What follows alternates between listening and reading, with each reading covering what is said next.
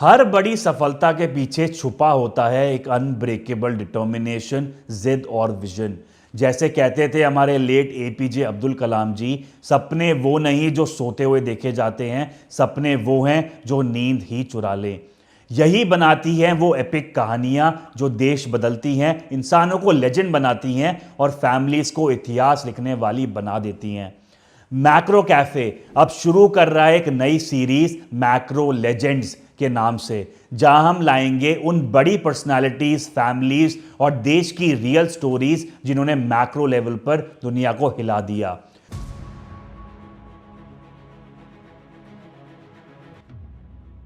शुरुआत करते हैं आज दुबई से, एक ऐसी सिटी जो लॉजिकली एग्जिस्ट ही नहीं करनी चाहिए थी, अरेबियन डेजर्ट के दिल में और पर्शियन गल्फ के साउथ वेस्टर्न कोस्ट पर, लेकिन बन गई दुनिया का सबसे बड़ा डेयरिंग एक्सपेरिमेंट, जहां पानी नहीं, पेड़ नहीं, जमीन इनफर्टाइल और रिसोर्सेज लगभग जीरो। फिर भी सिर्फ 50 से 60 सालों में दुबई ने अपने आप को एक ग्लोबल पावर हाउस में बदल दिया। आज ये शहर दुनिया की टॉलेस्ट बिल्डिंग का घर है, स्पेस से दिखने वाले आइलैंड का मालिक है और एक ऐसा फाइनेंशियल हब बन चुका है जो उन सिटीज को टक्कर देता है जो सदियों पुरानी है। ये ट्रांसफॉर्मेशन किसी मिरेकल का रिजल्ट नहीं दोस्तों, बल्कि एक कैलकुलेटेड, डिसिप्लिन्ड और कभी कभी रूथलेस लीडरशिप का नतीजा है।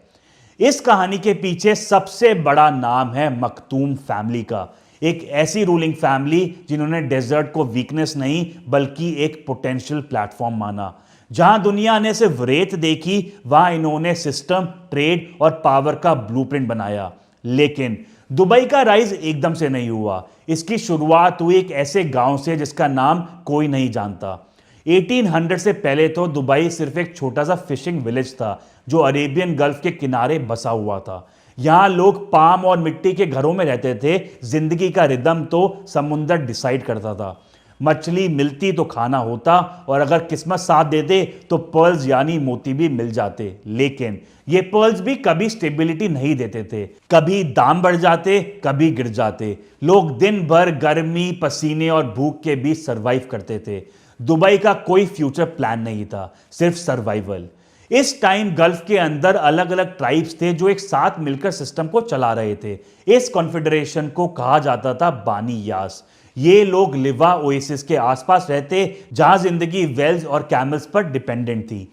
बानी यास के दो इंपॉर्टेंट ब्रांचेस थे, इसको एक्सटेंडेड फैमिली की तरह मान लो। अल बु फला जो आबू धाबी को रूल करते थे और अल बु फलासा जो उनके कजन्स थे और आगे जाके दुबई के रूलर्स बने।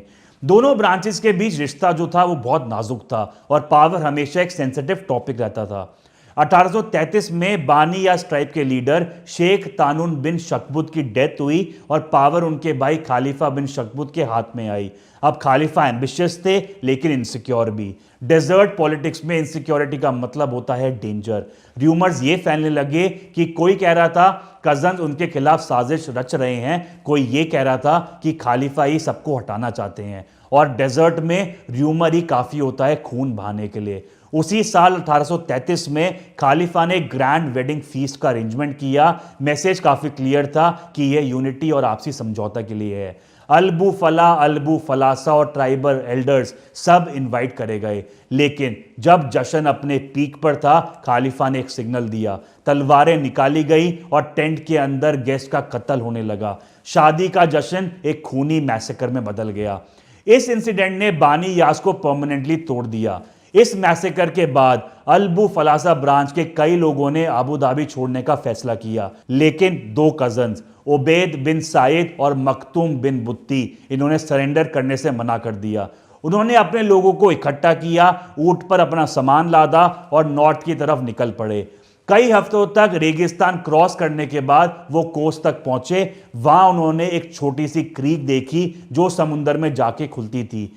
इस जगह पर सिर्फ कुछ पाम हट थे जहां फिशरमैन और पर्ल डाइवर्स रहते थे, मतलब वो लोग जो समुंदर में कूदकर मोती खोजते थे। लेकिन उबैद और मखतूम ने पोटेंशियल देखी। क्रीक बोट्स के लिए एक नेचुरल शेल्टर था और नियर बाय ट्रेड रूट से ओमान और इंडिया के मर्चेंट्स आ सकते थे। और सबसे बड़ी बात, यहां कोई रूलर नहीं था। यहीं पर उन्होंने अपनी सेटलमेंट बसाई। धीरे धीरे लोग इस जगह को दुबई कहने लगे। यहीं से मखतूम डायनेस्टी की दोस्तों कहानी शुरू होती है। लेकिन गल्फ में एक और पावर थी जो सबके ऊपर भारी थी, जो थी ब्रिटिश एम्पायर। 1800s के अर्ली ईयर्स में तो ब्रिटेन अपने ईस्ट इंडिया कंपनी के थ्रू इंडिया और एशिया के ट्रेड रूट्स को प्रोटेक्ट करना चाहते थे। अरेबियन गल्फ उनके लिए लाइफलाइन थी। जो भी उनके मैरीटाइम रूल्स तोड़ता उसका अंजाम बुरा होता। 1819 में तो ब्रिटिश नेवी ने रस अल खैमा पर हमला किया, जो यूएई की 7 स्टेटों में से एक स्टेट थी, और उस टाइम इसको कवासिम डायनेस्टी रूल करती थी, और कवासिम फ्लीट जो रीजन की सबसे पावरफुल नेवी फोर्स थी उसे कंप्लीट डिस्ट्रॉय कर दिया गया।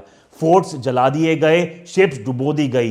ये एक वार्निंग थी कि ब्रिटिश एम्पायर से जो टकराएगा उसका अंजाम बुरा होगा। दुबई के नए रूलर्स ने मैसेज समझ लिया। उन्होंने रेजिस्टेंस नहीं बल्कि कंप्लायंस चूज करी। 1820 के बाद ब्रिटिश के साथ ट्रीटीज साइन हुई। इन ट्रीटीज ने पायरेसी खत्म करी, ट्रेड रूट्स को सिक्योर किया और फॉरेन अफेयर्स ब्रिटिश के हाथ में दे दिया।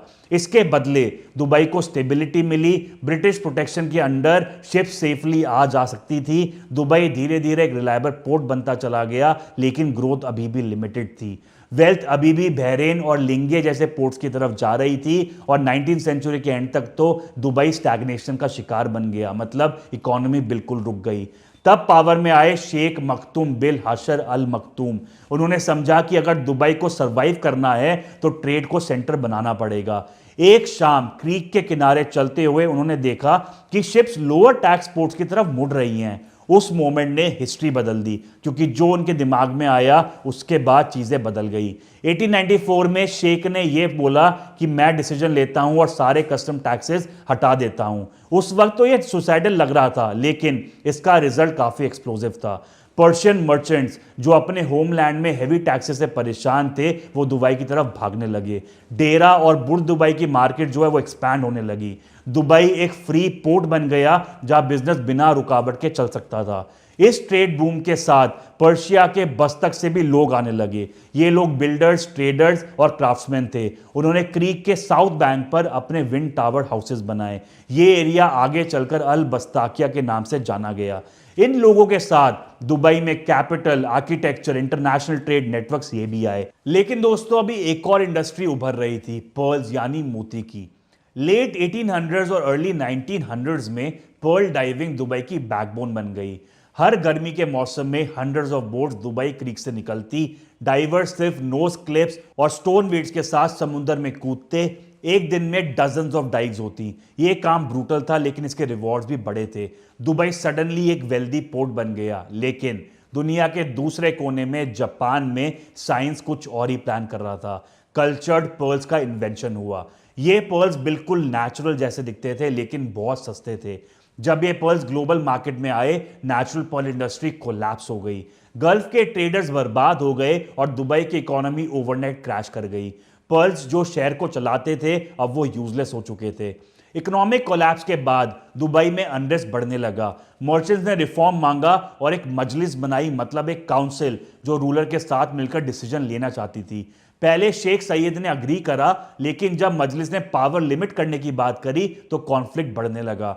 1939 में शेख रशीद की शादी के दौरान फायरिंग हुई और मजलिस के लीडर्स मारे गए। रिफॉर्म मूवमेंट खत्म हो गया और पावर फिर से सिर्फ एक हाथ में रह गई। 1930s और 40s में दोस्तों पूरा गल्फ बदल गया, क्योंकि ऑयल डिस्कवर हुआ। बहरेन, कुवैत, सऊदी अरेबिया सब जगह ऑयल मिल रहा था। दुबई ने भी ट्राई करा, लेकिन हर ड्रिलिंग अटेम्प्ट फेल हुआ।